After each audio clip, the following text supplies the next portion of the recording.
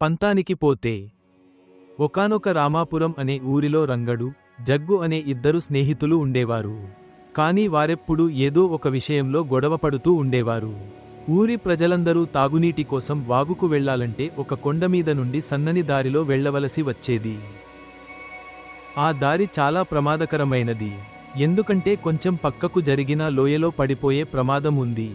ఒకరోజు రంగడు నీళ్లు తెచ్చుకుని తిరిగి వస్తుండగా జగ్గు నీటి కోసం బయలుదేరాడు. ఇద్దరూ ఆ సన్నని మార్గంలో ఎదురుపడ్డారు. ఒకరినొకరు చూసి పక్కకు జరగమని వాగ్వాదానికి దిగారు. మాటామాటా పెరిగి ఇద్దరూ గొడవకు దిగారు. కోపంతో ఒకరినొకరు తోసుకోవడంతో ఇద్దరూ కొండపై నుండి జారి కిందపడిపోయారు. ఆ దుర్ఘటనలో ఇద్దరూ ప్రాణాలు కోల్పోయారు. ఎంత విషాదకరమైన సంఘటన ఇది! పంతానికి పోతే ప్రాణాలకే ముప్పు వాటిల్లుతుంది. కాబట్టి ఎక్కడ నెగ్గాలో కాదు, ఎక్కడ తగ్గాలో తెలుసుకోవాలి. ఆలోచించండి.